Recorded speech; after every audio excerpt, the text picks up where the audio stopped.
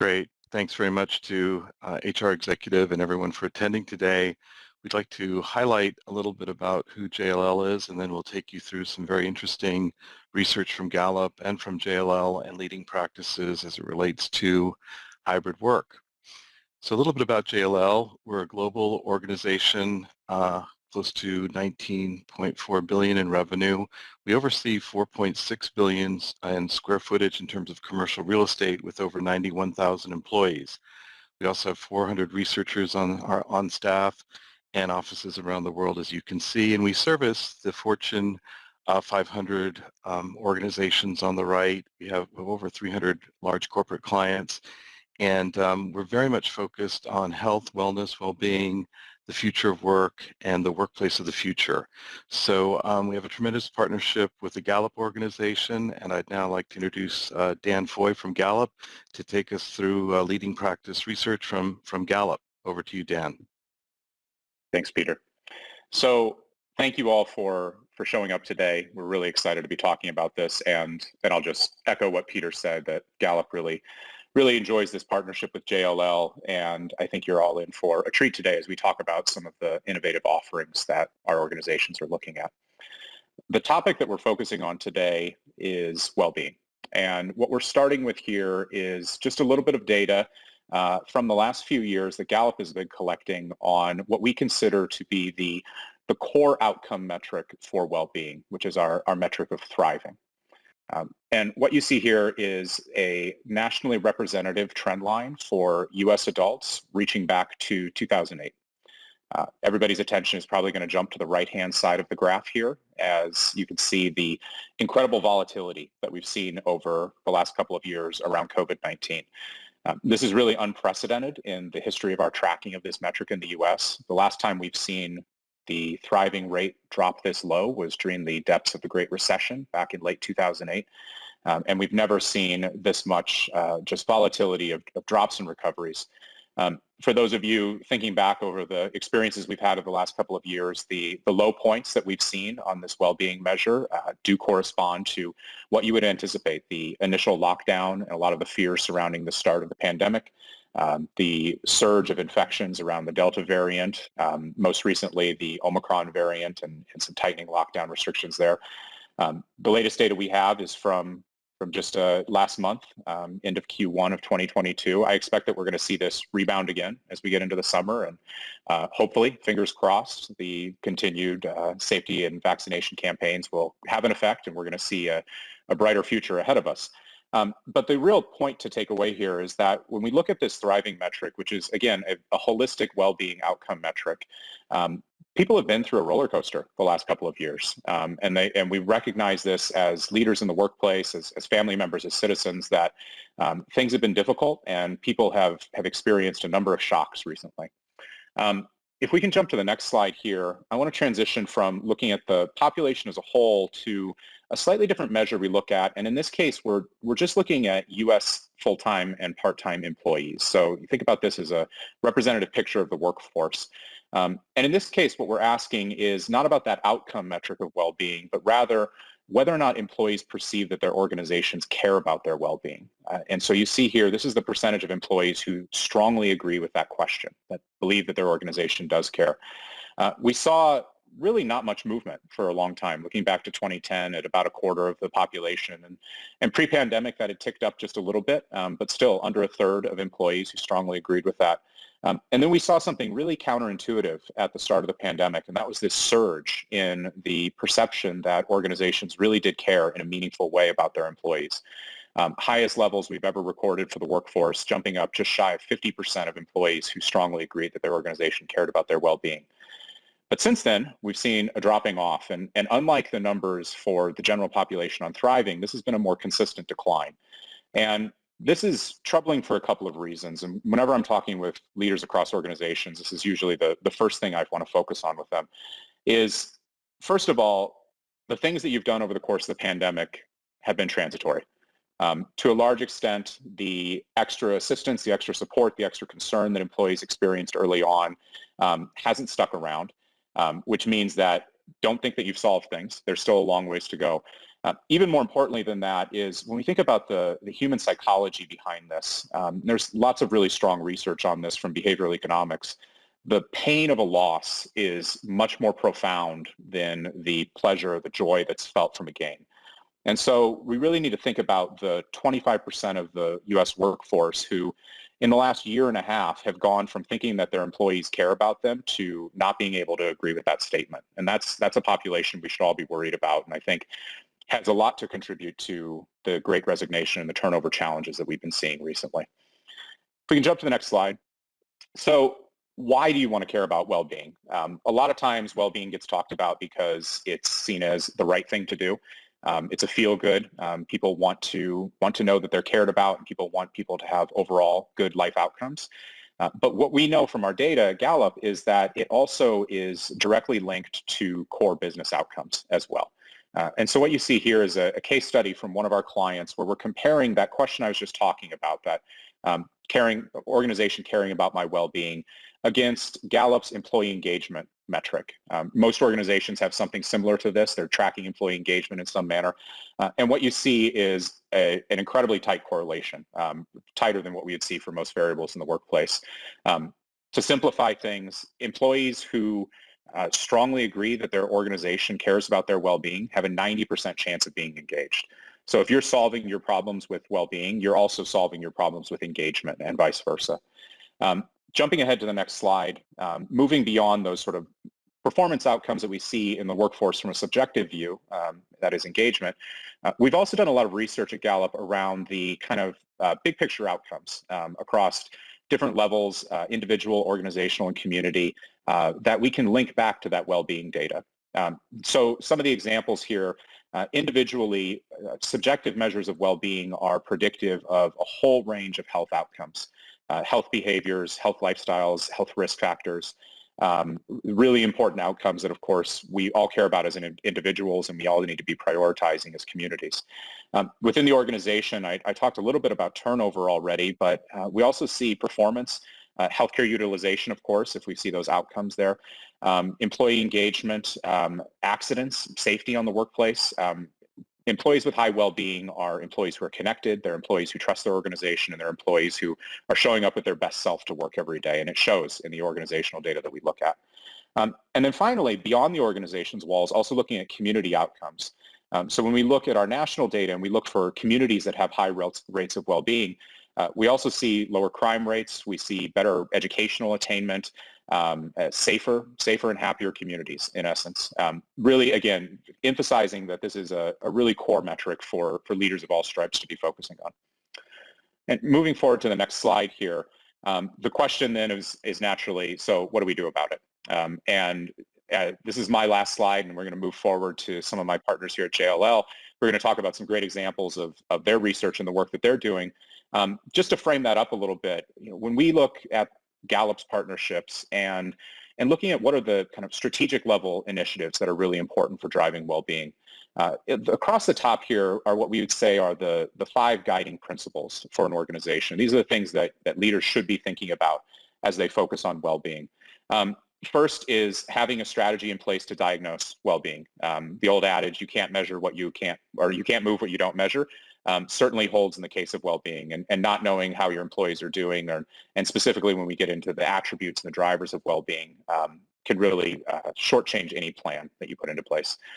The second piece is getting really at health behaviors and psychology, but focusing on initiatives that either are supporting or changing employees' behaviors, and being clear about what the initiatives, what behavioral outcomes they're pointed at, making sure that you're very intentional about the kinds of programs that you're putting in place, that you do have a theory of how that links to the behaviors that are going to drive those ultimate well-being outcomes. This requires a lot of careful planning and being very intentional about the processes you put in place. The third principle, ensuring that you have a holistic view of well-being. So we mentioned 5 elements here on the slide.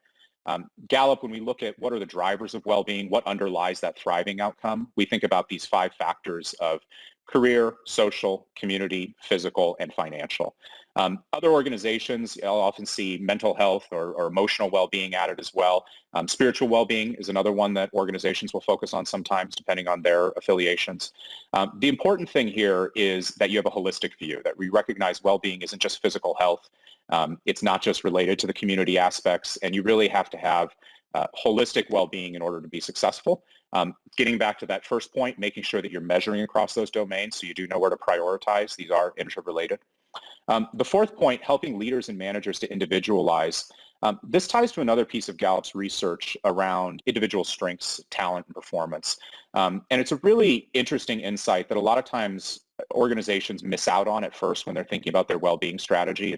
It's easy to set up a roadmap and say, okay, we've got a great physical program, we've got a great financial program, we're really set. We've got career and community offerings, and not recognizing that individuals differ in their preferences, their motivations, the way that they process information, the way that they want to work together. That applies to well-being as well. And so really giving the opportunity for individualization within the programs that you're offering to your employees makes it so that each individual, whatever their psychological makeup, whatever their personal approaches to well-being may be, has an opportunity to engage with those programs and those resources in a way that is meaningful and impactful to them. And then the last piece, this is kind of the bookend with the measurement, is accountability. So you can't move what you don't measure. And at the same time, you're not going to move anything if you're not holding leaders accountable for those outcomes. Really making sure that starts at the top with senior leadership and that traces down throughout the organization, that frontline managers recognize that their team's well-being is part of their job description.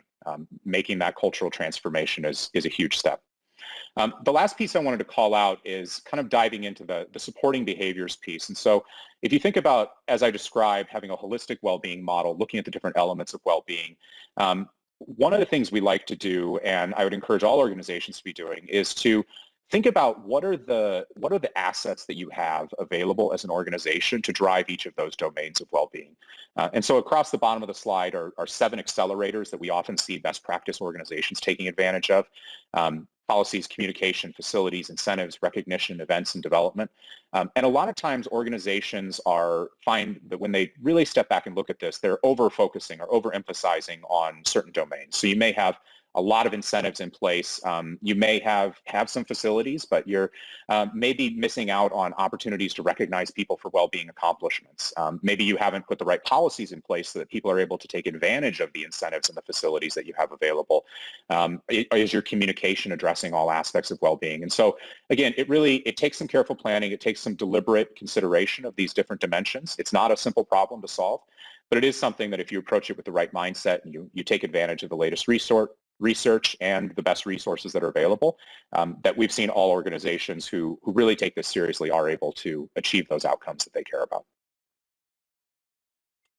And that's it for me. Melissa, over to you. Thanks, Dan. Hi, everyone. I'm going to share with you today 3 different research studies that we have conducted at JLL, looking real deeply into how wellness has evolved over the last couple of years. I know personally, having worked in this industry for a couple decades now, that I have seen many evolutions of what health and wellness means. Way back when I started in this industry, I pursued degrees in nutrition and exercise physiology because that is really what people kind of considered wellness to be. And as Dan mentioned, over time, we obviously weren't seeing the outcomes or the metrics being met that we wanted to see. And so we started talking about that holistic viewpoint of wellness. And what I think has happened over the last couple of years is another evolution of what holistic means. And at the center of that is company culture. And as you begin to look at the different pillars or frameworks around wellness, physical, mental, financial, career, community, you start to see the need of bringing other parts of the organization into the discussion. And that's really where I think the biggest evolution has occurred recently, that it isn't just the job of the health and wellness team to deliver well-being. It includes a diverse group of people, a diverse group of programs. It requires a deep strategic approach to wellness Um, the wheel you see here is just an example of how diversity and inclusion, learning and development, sustainability and purpose all have a role to play. You know, in the wake of the pandemic, the issue of individual well-being has been highlighted like never before. So this particular study, our worker barometer study, really dug in, and we learned that 73% of the workforce aspires to new human places, places that promote healthy lifestyles, safety, and well-being. And that 58% of the workforce consider health and well-being programs to make the employer unique in the long term. And 43% of the workforce say advanced learning and development programs will make their employer unique. So you start to see this idea that employees are really looking across the organization in terms of how their health and well-being is supported. So there's real opportunity for managers to acknowledge the rising expectation of the workforce, to better support the individuals in their health and well-being, particularly with the new flexible and hybrid work environments. You know, the office of the future will have to be human-centered. We need to put health and well-being at the forefront. And at the end of the day, this will benefit both employers and employees because we want everyone to thrive. You know, individuals want to thrive and have purpose and meaning in the work that they do and have joy. You know, managers want their teams to thrive because a thriving group of individuals is going to help deliver on the outcomes that they have been, promised to deliver. And organizations want people to thrive because a thriving group of people within an organization obviously delivers success. So, you know, everyone is looking at this idea of thriving, and it is really going to take a village to get there. So with this in mind, we are going to do our poll question. So what is your organization investing in the most to build this culture?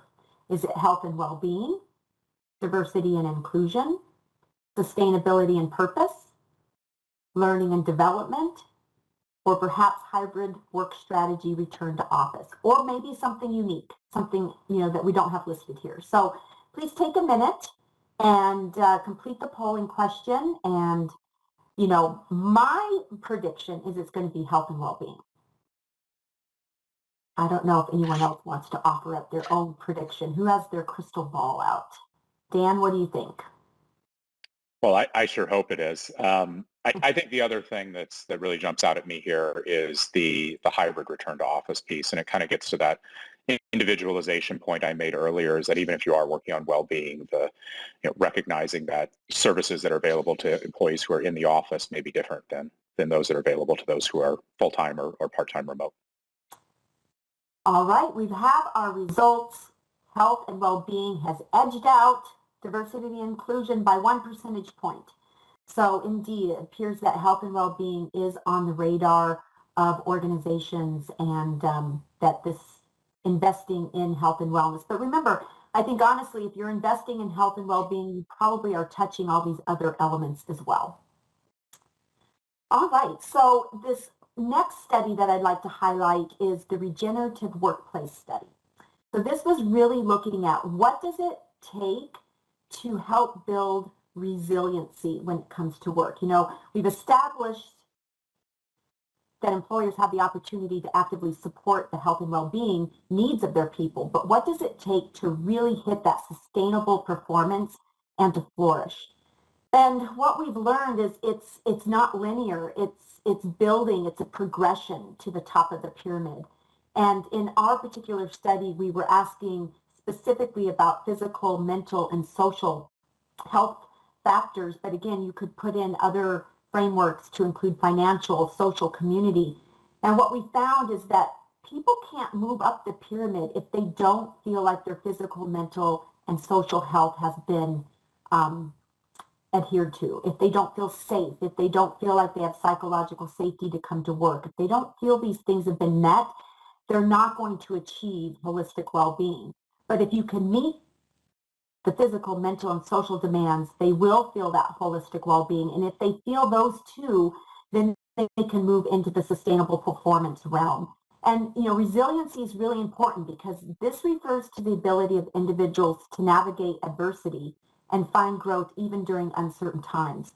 So we want performance to be sustained even when we are seeing those ups and downs of like the Gallup research that Dan showed, where there's a lot of volatility in what we're experiencing. That resiliency is going to give your organization the ability to weather the storm. So I have 4 recommendations from this research that I think you can take away. The first is keep in mind that your health and energy of your workforce is your best asset. And energy is not necessarily a consistent thing from start to finish. People naturally have up and downs with their energy. And one of the things people were able to do when working from home is really hone in on certain times of the day when they were most energetic so that they could get the difficult, hard, strategic, creative, collaborative work done when they were feeling at their best. So when you start to see your teams returning to the office, keep this in mind that they have been able to create their own rhythms of energy during the last 2 years. And it's important that you listen to your employees and understand how they work best. That's that individuality that Dan spoke about. Help the regenerative process by capturing what worked for your remote workers. What did they like working from home? What do they need to see in the office? And to the best of your ability, try to replicate that. And then think long term, and holistically, because if any one of these factors is off in the bottom of this pyramid, then you're going to have difficulty moving your organization up to sustainable performance. All right, next slide. So this particular graph is showing 8 mega trends that we discovered in the development of our wellbeing white paper.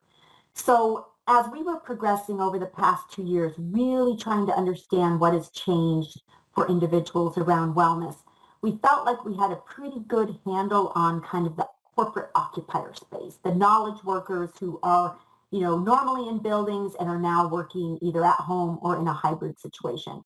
But we wanted to learn what other built environments were doing. We wanted to take lessons and success stories from higher education and college campuses. What were people doing in healthcare, multifamily? What were they doing in public institutions? So we scoured the research, we pulled it all together, and we came up with 8 trends that kind of transversed all the various built environments that we looked at. So if you start down on the bottom left, the flourishing workplace bubble, this is really the foundation of what we're calling the Theory F workplace. And Theory F is around not just focusing on working harder and faster, but the workplace of the future will be designed with a new management approach, one where people feel they can bring their whole selves, their true selves to work, because that's when they do their best work. They learn and grow and leave work healthier, more energetic, and happier than when they started. And the Theory F workplace exhibits engagement, right? Remember what Dan said, how important that is, engagement, but it also recognizes the need to develop resiliency to survive and thrive in an unpredictable world. And last, it encompasses entire ecosystems, including HR, corporate real estate, IT, safety, D&I, and more. The next bubble is space. So space is a proxy for culture. And this is true for most organizations. So when your space and your locations and the way your space looks is done well, it serves as the quiet motor that powers in the background each individual's workday. Workplace as a social hub.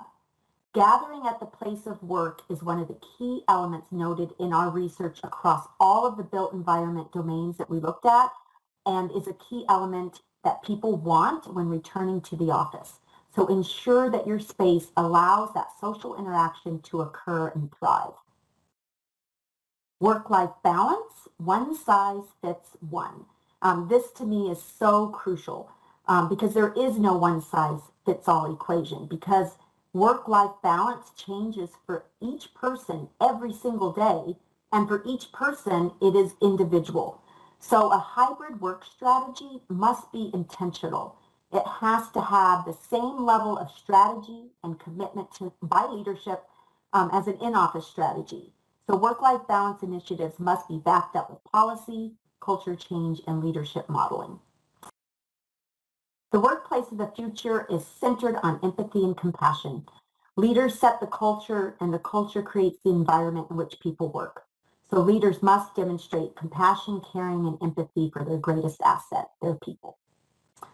Well spaces that invite. Well-being has a big role to play in the future of the workplace, but not just from a pure amenity angle. Wellness design that is inclusive and diverse helps people collaborate, learn, focus, and recharge, and it's a big part of the conversation on how we design the office of the future. Sustainability, this was by far table stakes in every single built environment that we looked at. This is a foundational element in which all other remaining wellness is predicated upon. Employees expect their office to support their health and well-being. And then the last one is well-being performance insights. So this is around technology, and technology here is not the enemy. When it comes to improving workplace well-being, this is what gives you that data that you need to make those decisions to positively impact the workforce. So using technology to capture, validate, and assess the state of well-being within your organization is really what helps leaders figure out where their gaps are, ensure that their investments are truly delivering value and that they are reaching everyone. So next slide. So we at JLL embarked upon our own well-being performance insight study, and we just finished this work literally last week. So this is hot off the press.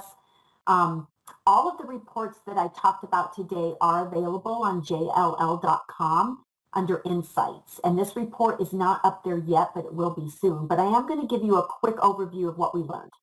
So just to set the stage a bit, we recruited 194 volunteers, all JLL employees across the United States in 60 different locations in 30 different states.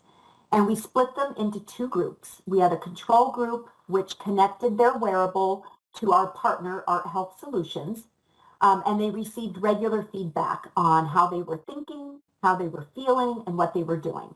Then we took a test group of 47 employees, and we gave them the feedback loop, but we also gave them an intervention using Experience Anywhere, which is a well-being tool. Over the course of October, we baselined everyone, and then for November, December, and January, we collected data through the wearable, through surveys, and through some cognitive tests to understand how the employee was doing while they were using the tool or while they only had the feedback. And what we collected was over 8,000 days of steps, almost 6,000 nights of sleep data. We had 2,800 cognitive performance tests that were completed and 353 surveys. And while we're still scrubbing the report and really pulling everything together, I do have some highlights to share with you on the next slide. So the key takeaway, one, is well-being solutions that support individual productivity are consistent. So we broke down our data between individual contributors, managers, and executives. And we learned that what worked for one group worked across the board, but there are some key differences for what limits productivity.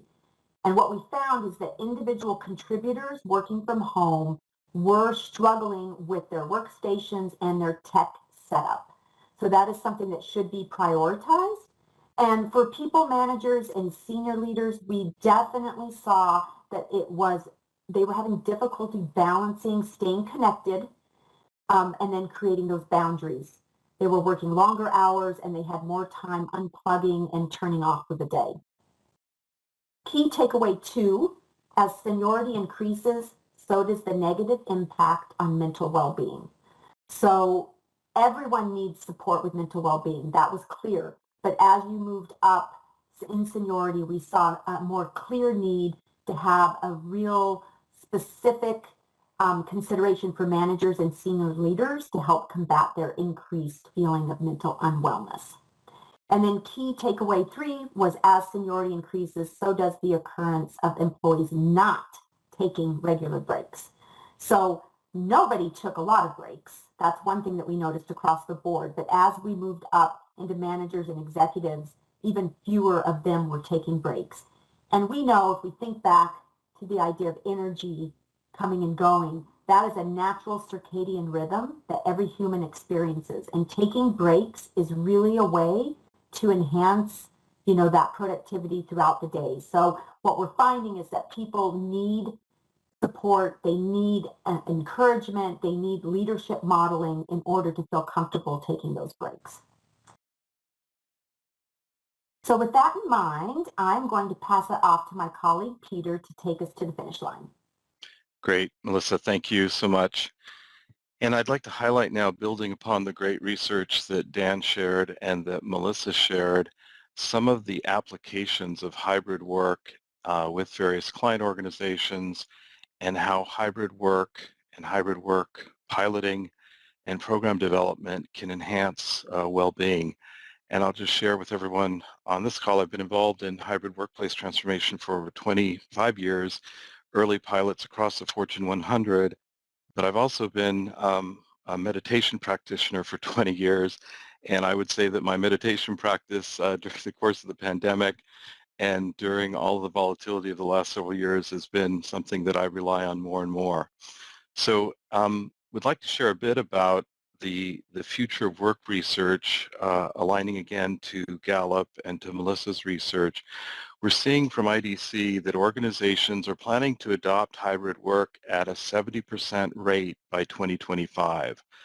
Smart workplace technologies investments will increase by 90% by 2024. Digital work from anywhere collaboration will increase by 70% by 2025. And 8 out of 10 meetings by 2025 will be augmented, virtual, or within the metaverse. So the ability for individualized work style, work behavior, work choice is increasing across all sectors. And one of our key foundational points of view is that with greater choice and greater human centricity in terms of workplace choice, in terms of time, place, intensity, frequency, there's an opportunity to enhance wellness, well-being, flourishing that Melissa and Dan shared, as well as greater human performance. So if we go to the next slide, I'd like to highlight some of our work with Gartner, and this was published in the latter part of 2021, but it certainly resonates today in 2022. For the last 100 years, we've really designed work around the office. So office centricity in terms of an on-site model, everybody commuting to the office 5 days a week, 7 days a week, whatever frequency we would like to identify. The office-centric design of work was really dominant until probably the 1990s, 2000s. We began to see the influence of mobility and various technology interventions. And from our work with Accenture and Microsoft and our other leading clients, we were piloting many of these hybrid workplace pilots starting in the mid-90s. But office-centric design was dominant. It provided consistent work experience. It enabled serendipitous collaboration to some degree, and there's a lot of myth-making around serendipitous collaboration and innovation. And it was based upon visibility-based management. So if I see you, I know you're working. And if you're working, I know you're producing. So all of that on the left is now migrating in a very accelerated manner over the last certainly two years as a result of the pandemic to a human-centric design model. And this is where the individual becomes a stable pillar upon which we design work. So work is being designed around individual choice, a consumerized approach to work, more human centricity for greater flexible work experience, greater intentional digital collaboration, and I will add intentional workplace collaboration.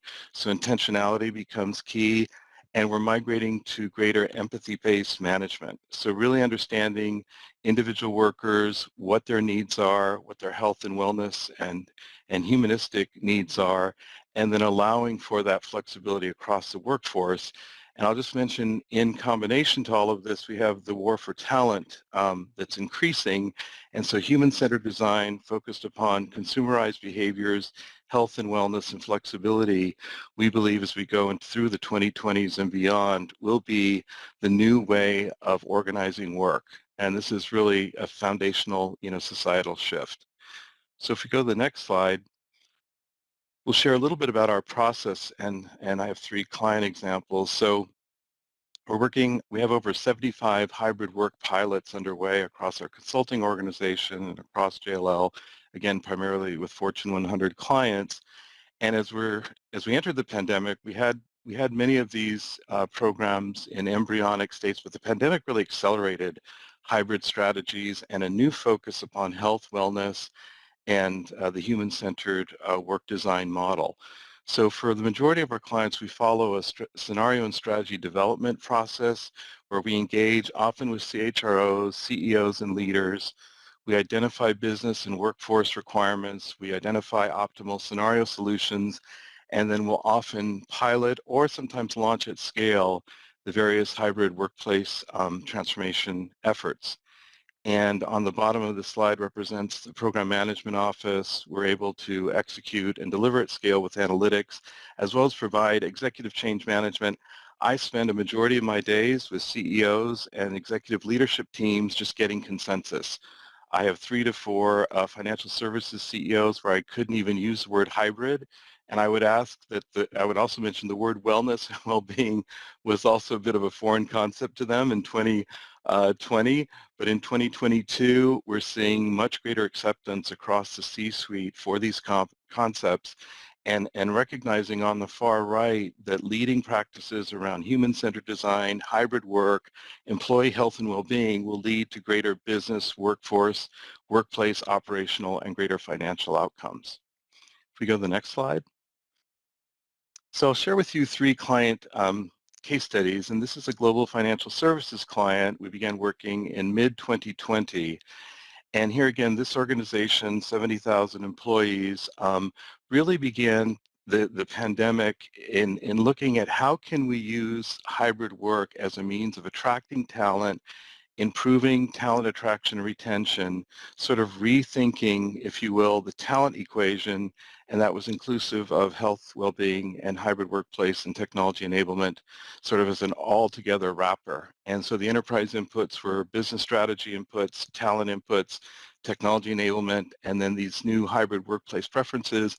This engagement, again, was led by the CHRO with the cross-functional leadership team, and in the middle represents the 15 pilots that we orchestrated that were focused upon the business drivers, talent drivers, real estate portfolio opportunities for optimization, cultural assessment, and then on the far right is representative of some of the outcomes. So we had some new business outcomes and learnings, new HR policies and protocols, moving away, by the way, from a mandated, if you will, protocol and policy in terms of days in the office or days per month even in the office. We also, for this organization, purchased 20,000 laptops, and we also provided home workplace provisioning to ensure the workers at the home front were able to work more ergonomically.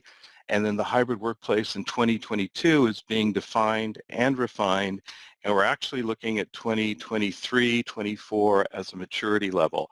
And this client represents sort of a learning mindset approach where through multiple piloting opportunities, we're going to learn, we're going to evolve, and we're going to enable and enhance our workforce performance. If we go to the next slide, please.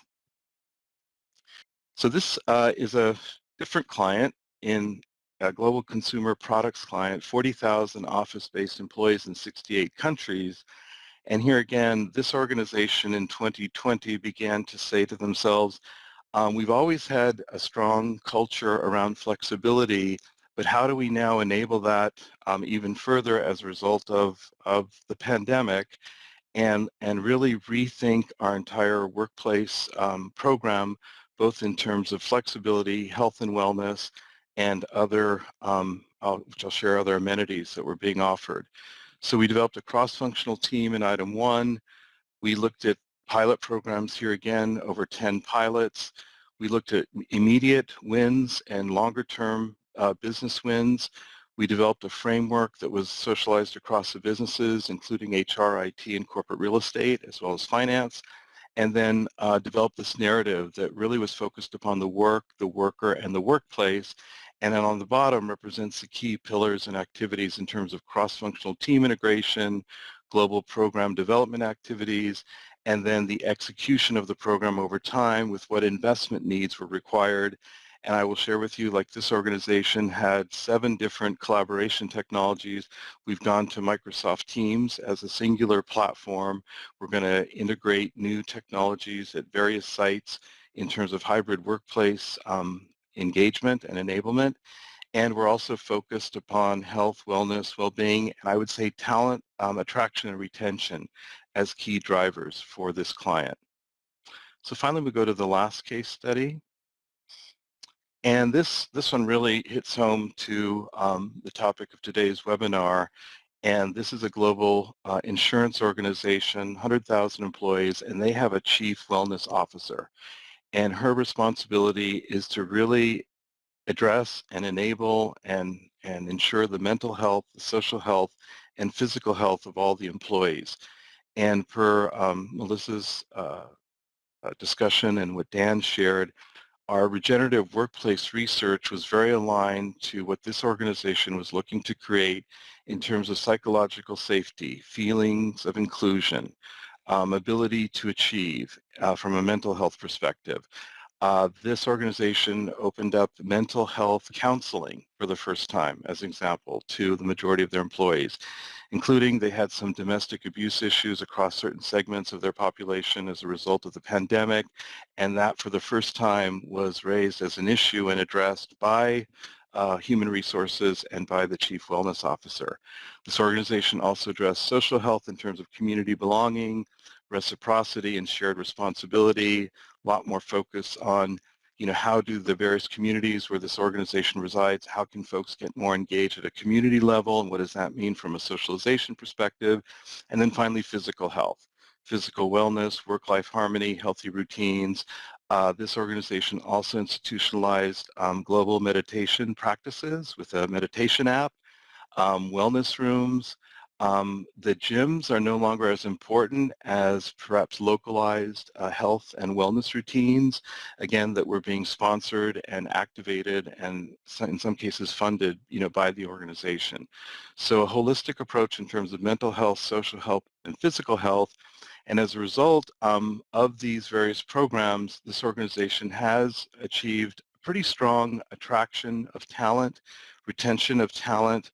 We would share with you in all 3 of these examples, the talent wars are escalating, and those organizations that can provide, these types of interventions from a health and wellness and hybrid workplace perspective are winning the talent war. And so it's an interesting opportunity, both from a talent perspective, a human performance perspective, a empathy perspective, in really enabling, the next evolution of work and helping people, bring their authentic selves to their work and enabling, the greatest levels of human fulfillment and human performance.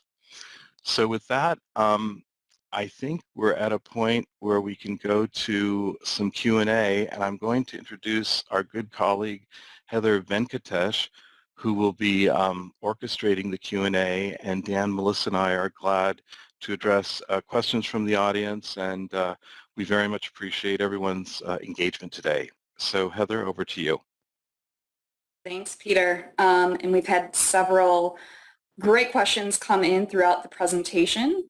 So I'll start with one probably best suited for Dan, but others please jump in. What underlying scientific principles in health behavior change, culture change, or organizational development should benefits managers use to guide health and well-being efforts in a way that will drive positive results? That's a great question. Thank you for that one. I see the answer here in 2 parts. First is really thinking about the health behavior change aspect. And for professionals in the health behavior change space, there's a number of models out there. Personally, I like the integrated behavior model.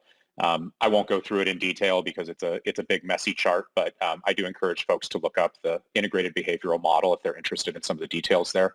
At a high level, it touches on attitudes, norms, and agency, and how those affect an individual's decision to engage in a behavior, and then also looks at some of the external factors. So does the individual have the knowledge and skills for the behavior? Do they have the right habits? Do they have the environment that supports that behavior?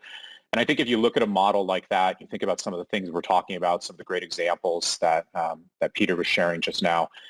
There's a lot of ways that organizations, as you're coming up with your individual health behavior strategy, can think about leaning into that. So I mentioned an example of recognizing people for well-being achievements.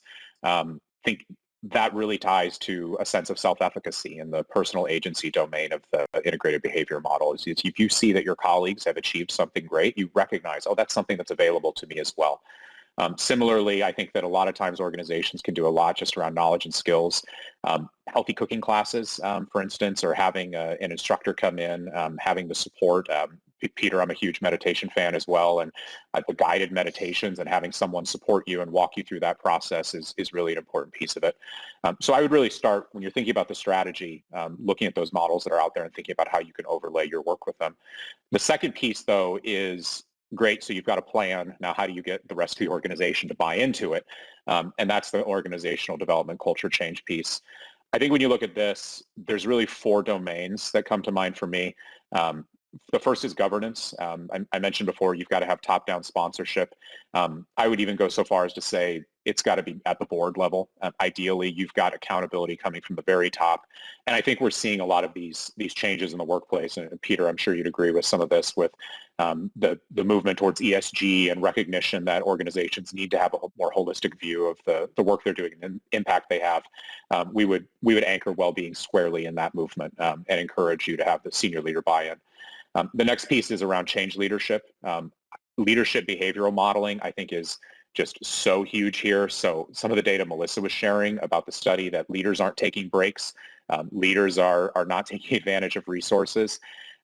If your manager is working all hours of the night and weekend and sending emails and demanding immediate turnaround, the signal that sends around the importance of your well-being and the way the organization feels, it speaks louder than words. So we really need leaders and managers to practice what they preach and to take an opportunity to demonstrate where they've made well-being a priority for themselves, because that then allows their employees and the rest of the organization to feel that is accepted and expected of them. The next piece, enablement. I do think obviously policies, programs are a big piece of this. Learning and development as well. So can you put together a well-being champions network? Can you really help on thinking about how do you help managers understand these concepts that we're talking about today? We've had great attendance on this webinar, but there's a whole lot of people out there who still don't know exactly what it means when we talk about well-being, and just helping them come along on that is a big piece of it. And then the last one, I've already talked about at length, but having some KPIs and some metrics here. Again, you've got to have some outcomes. You've got to link this to performance management if you're going to get the change throughout the organization. And you can think about this kind of linking back together. If you want that to stick, you're probably going to have your leaders on board. So it's really a virtuous circle there. Yeah. Great answer, Dan. Thank you. Right, we've got another question. What type of policies have been implemented to support wellness in the workplace? Melissa or Dan? You know, what I've seen is a lot of policies related to helping people manage their workload, which, you know, may not be the first thing someone thinks about when you're talking about wellness policy, but you know, there's a lot of information in our regenerative workplace study that talks about energy and the different rhythms that people have in their day. And, you know, the normal construct of working, you know, a straight 8 is not something that actually correlates very well with the human body. And so this idea of helping people find the ability within their calendar to block out time, like with Focus Fridays, or we're starting to see a lot of people, you know, block out lunch and just simply, you know, it's like a total blackout across the community, across the organization, where they expect you to go and take a meal break. And it doesn't mean eating a sandwich at your desk. It means getting away, moving to some other location, connecting with people and having a meal. We're also seeing a lot of technology that is supporting this idea of taking breaks throughout the day, whether it be reminders on your phone or in some cases, actual calendar integrations where breaks are scheduled with content such like meditation or breathing or stretching that's actually built into your calendar to prompt and nudge you to take those breaks that are so important. So those are quite a few that I have seen. I agree with Dan wholeheartedly that not sending out emails after hours. So I know that Microsoft has options now in email. They know where you're sending the email, and if it's after hours for them, a little pop-up shows, do you want to send this when the person is actually working versus right now when it's 10 o'clock at night and they're with their families. So I think there's a lot of workload management support and policies that we're seeing. I personally feel that it needs to be much more deliberate in terms of telling people literally, I want you to take care of yourself. You need to do what is best for you from a physical, from a mental, from a social well-being perspective. And I think managers are starting to dip their toe there, but there's still some comfort that, they probably aren't quite there yet. They're not quite sure, where they should intervene, where they shouldn't intervene. I think that goes back to what we saw with our most recent WPI study, is that we're expecting managers to support people's well-being, but we're not training managers on how to do it. Not everyone has a wellness background, and not everyone feels comfortable talking about wellness to their direct reports. So we need to start thinking more about getting our managers and our executives trained so that they really understand how to have an impact with their employees and give them that comfort level. Yeah. Excellent answer. Thanks, Melissa. That was great. Here's a good one that I think a lot of people are thinking about. How do I make the business case to executive leadership to invest in well-being? How do I measure ROI? Yeah, I can start on this one. I'm sure others have thoughts as well. So some of the examples I mentioned earlier of what are the outcomes that we know are so important around well-being.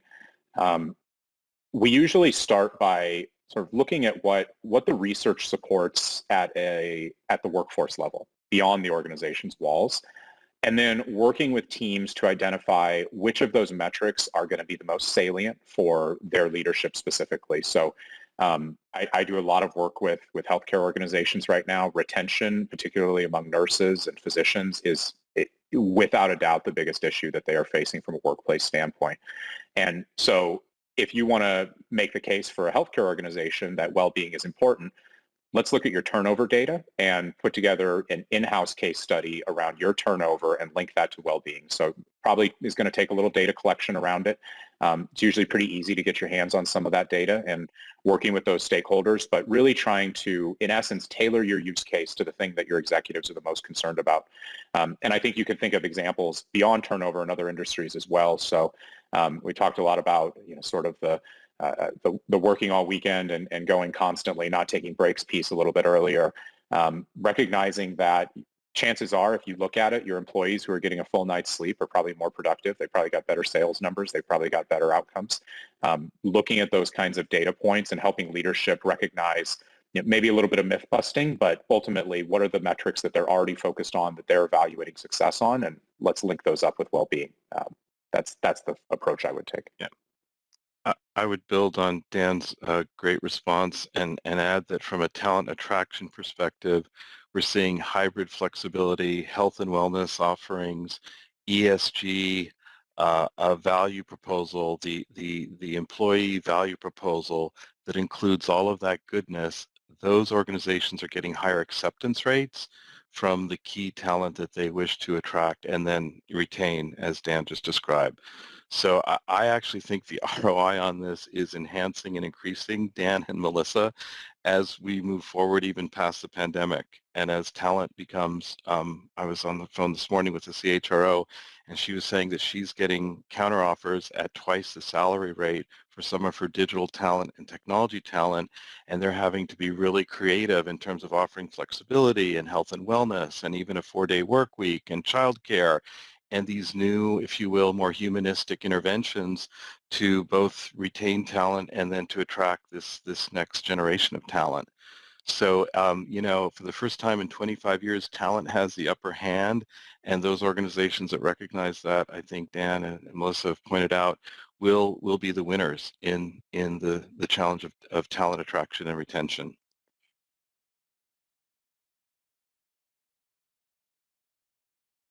Great, thank you, Dan and Peter. I think we have time for one or two more questions, so we'll give this one a shot. What are some practical steps I can take to get started developing a well-being strategy? Melissa? Yeah, I've got some great starting points. If you think back to the pyramid graphic that I put up there, sometimes, it's things like ergonomics that, you've had established in your company for a very long time, but you just haven't looked at it for maybe a couple of decades, right? Like, ergonomics isn't necessarily the funnest, most exciting part of wellness, but if you think about how important that is, right? People will inherently want to take care of themselves if they feel good, if they don't have pain, and they have energy, right? We inherently as humans want to do things that involve movement, involve activity, involve things that are good for us. What hinders us is when we sit in a bad chair all day and we leave work with back pain, or we don't have the proper desk set up and so our wrists hurt. So if you look at like the musculoskeletal injuries that have been reported during COVID, they are substantial, in some cases over 60% increase in MSK injuries. So that's a very simple one that almost everyone would agree with is a great starting point. But I think it goes back to this idea of, looking at some type of framework and figuring out where your gaps are. So, whether it's the Gallup Wellbeing 5, the 5 pillars that Gallup has researched extensively, or others that include, spirituality. It's really important to figure out what you're missing. And the only way you know that is if you assess what you have and you ask people what they want. But ergonomics is a very simple one. One that I think is often missed is this idea of apps. I love the idea of meditation apps. I think, that is a really great resource, but often we forget that when people are in a building, where do they go to use the app, right? I have this great meditation resource. Am I going to do it in the middle of an open collaborative workspace? Probably not. So you want to think through, have I given people resources, but have I looked at this from a practical lens? Okay, they're in the office, they have an app. Let's create a wellness room or a meditation room or a quiet room or someplace where people can go to actually make use of it. Another area that I think, warrants another look at is your food and beverage offering. And particularly, in the time where you have people working at home and people in the office, don't forget about the people at home. What are you doing for a catered lunch for your hybrid workers? What are they getting? I mean, that goes back to the social well-being and feeling connected and feeling like you're, part of the team, even if you're remote. So, I mean, I could go on and on. I think, I have so many ideas that I could share. So, reach out to me on LinkedIn and we can certainly start a conversation around it. But I think there's a lot of really simple things that you can do to just get started as you begin to formulate a larger strategy. Last minute, anyone have anything to add to Melissa's? I would just add in, Melissa, that was a terrific answer. Our contact information is here on the slide. Definitely want to call that out for folks. We were not able to get to all the questions here, and I've seen questions that I wish I had time to answer, so please do reach out if you have a question for us. This is just part of a conversation that we're hoping that we'll all be continuing together. And I'll add Peter Miskich, Melissa, and our team are really leading practitioners in health, wellness, well-being in the workplace. Our partnership with Gallup is strong, and Heather, we'd welcome others to reach out per Melissa's kind offer to engage in partnership with Gallup. So tremendous conversation today, and thanks to everyone for all your great sharing.